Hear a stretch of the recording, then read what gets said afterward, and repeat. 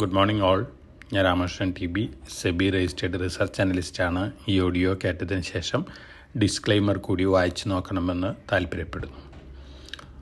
New ഇയറിൻ്റെ ആദ്യത്തെ ദിവസത്തെ ഹോളിഡേക്ക് ശേഷം അമേരിക്കൻ മാർക്കറ്റുകൾ ഇന്നലെ റീഓപ്പൺ ചെയ്തിരുന്നു. അമേരിക്കയിൽ നല്ല വൊളാറ്റിലിറ്റിയാണ് ഇന്നലെ കണ്ടത്. അമേരിക്കൻ മാർക്കറ്റിലെ എല്ലാ ഇൻഡെക്സുകളും നെഗറ്റീവായിട്ടാണ് ക്ലോസ് ചെയ്തിട്ടുള്ളത്. അതോടൊപ്പം തന്നെ NVIDIA മാത്രമാണ്, അതുപോലെ തന്നെ മെറ്റാ പ്ലാറ്റ്ഫോം, ബ്രോഡ്കോം, ഈ 3 സ്റ്റോക്കുകളാണ് ടെക്നോളജി സെക്ടറിൽ നിന്ന് ഇന്നലെ പോസിറ്റീവ് ടെറിട്ടറിയിൽ ക്ലോസ് ചെയ്തിട്ടുള്ളത്. മറ്റ് സ്റ്റോക്കുകളെല്ലാം തന്നെ സ്ലൈറ്റ്ലി നെഗറ്റീവായിട്ടാണ് ക്ലോസ് ചെയ്തിട്ടുള്ളത്. ടെസ്ല അറൗണ്ട് 6% താഴെയാണ്.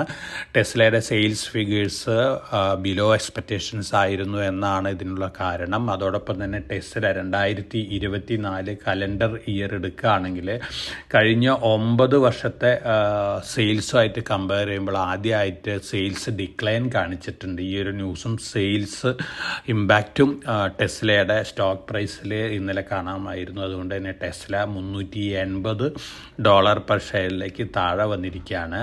അതോടൊപ്പം തന്നെ നമ്മൾ മറ്റ് ന്യൂസ് ഫ്ലോസൊക്കെ നോക്കുകയാണെങ്കിൽ യൂറോപ്യൻ മാർക്കറ്റുകൾ ബെറ്റർ ആയിരുന്നു. ഒപ്പം ഇന്ത്യൻ മാർക്കറ്റിലും ഇന്നലെ നമ്മൾ ഈ കലണ്ടർ ഇയറിൽ 2ാമത്തെ ദിവസം നല്ല ഗെയിനാണ് ഇന്നലെ ഇന്ത്യൻ മാർക്കറ്റുകൾ നേടിയിട്ടുള്ളത്. ഇതിന് പ്രധാനപ്പെട്ട കാരണം automobile sales figures much better than expectations ആയിരുന്നു. അതുപോലെ തന്നെ ബിസിനസ് അപ്ഡേറ്റ്സ്, ബാങ്കുകളിൽ നിന്നൊക്കെ വരുന്ന ബിസിനസ് അപ്ഡേറ്റ്സും ബെറ്ററാണ്.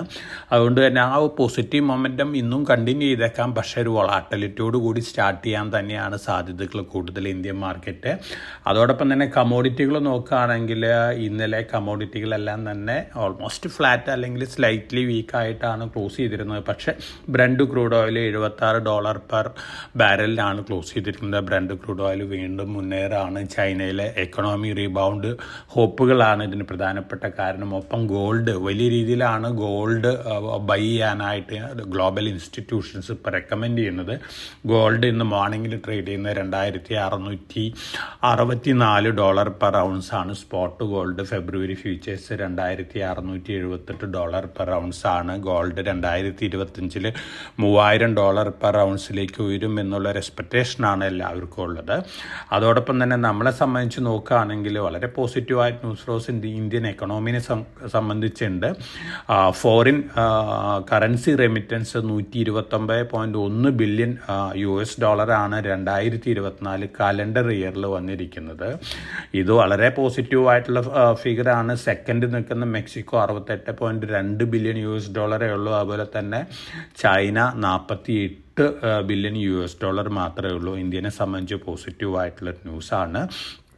അതോടൊപ്പം തന്നെ ഓട്ടോമൊബൈൽ സെയിൽസ് ഫിഗേഴ്സ്, അതുപോലെ തന്നെ ഡിമാർട്ട് പോലുള്ള കമ്പനികളുടെ Q3 അപ്ഡേറ്റ് ഒക്കെ ബെറ്റർ ദാൻ എക്സ്പെക്റ്റേഷൻസ് ആണ്. V2 retail better than expectations ആണ്. Q3 ബിസിനസ് അപ്ഡേറ്റ് വന്നിരിക്കുന്നത്. റൈറ്റ്സ് വീണ്ടും സെയിലിൽ നിന്നൊരു ഓർഡർ ബാഗ് ചെയ്തിട്ടുണ്ട്. $69.78 കോടി രൂപ ഒരു ഓർഡറാണ്. സെയിലിൻ്റെ അണ്ടറുള്ള റെയിൽവേ വാഗൻസിനൊക്കെ 3 ഇയേഴ്സ് റിപ്പയറിംഗ് ആണ് മേജറായിട്ട് ഇതിൽ പ്ലാൻ ചെയ്തിരിക്കുന്നത്. ഒപ്പം ഫോഴ്സ് മോട്ടോഴ്സ് ഇന്നലെ ട്രേഡിംഗ് ടൈമിൽ വന്ന ന്യൂസ് തന്നെയാണ്. 2429 ഡീസൽ ആംബുലൻസ് UP നിന്ന് ബാഗ് ചെയ്തിട്ടുണ്ട്. ഫോഴ്സ് മോട്ടോഴ്സിനെ സംബന്ധിച്ച് പോസിറ്റീവാണ്. സൊമാറ്റോയുടെ അണ്ടറിലുള്ള ബ്ലിങ്കിറ്റ് പുതിയ ആംബുലൻസ് സർവീസസ് സ്റ്റാർട്ട് ചെയ്തിരിക്കുകയാണ്. ഗുരുഗ്രാം 10 മിനിറ്റിനുള്ളിൽ ആംബുലൻസ് വരും. തീർച്ചയായിട്ടും അടുത്ത 2 വർഷത്തിനുള്ളിൽ അക്രോസ് ഇന്ത്യ ഇത്തരത്തിലുള്ള സർവീസ് സ്പ്രെഡ് ചെയ്യാനാണ് ബ്ലിങ്കിറ്റ് ഉദ്ദേശിക്കുന്നത്. സൊമാറ്റോനെ സംബന്ധിച്ച് പോസിറ്റീവാണ്.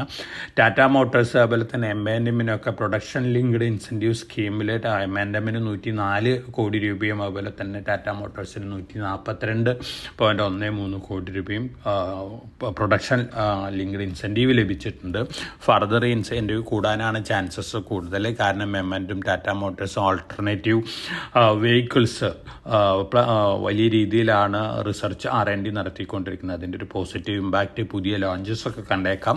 പ്രത്യേകിച്ച് M&Mനെ സംബന്ധിച്ച് EV എൻട്രിയും കൂടി വന്നിരിക്കുകയാണ്. അപ്പോൾ M&M ഒരു ഡൈവേഴ്സിഫൈഡ് ഓട്ടോമൊബൈൽ ജയൻ്റ് ആണ്. അതുകൊണ്ട് തന്നെ M&M നല്ല രീതിയിൽ വീണ്ടും മുന്നേറാനുള്ള ചാൻസസ് ഉണ്ട്. ടാറ്റ മോട്ടോഴ്സ് ഡീമർജറും വരികയാണ്. 1:1 ആണ് ഡീമർജർ റേഷ്യോ വരുന്നത്.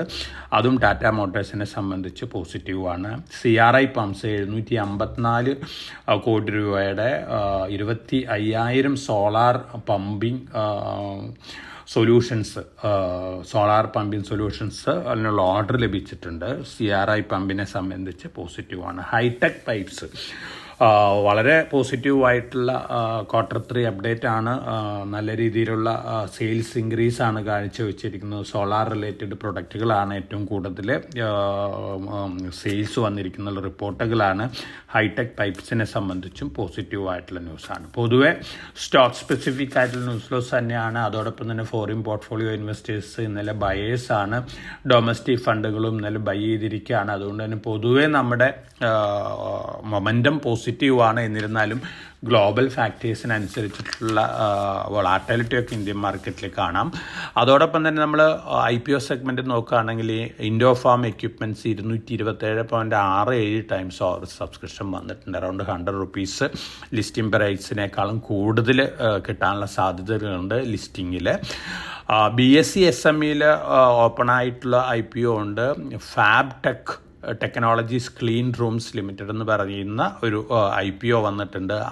1600 മാർക്കറ്റിലോട്ട്, 85 രൂപയാണ് ഇഷ്യൂ പ്രൈസ്. വളരെ നല്ലൊരു IPO ആണ്. SME IPOയിൽ അപ്ലൈ ചെയ്യുന്ന റിസ്ക് എടുക്കുന്ന ഇൻവെസ്റ്റേഴ്സിന് അപ്ലൈ ചെയ്യാവുന്ന ഒരു IPO ആണ്. അതോടൊപ്പം തന്നെ പരമേശ്വർ മെറ്റൽസ് ലിമിറ്റഡ്, അതും നല്ലൊരു IPO ആണ്.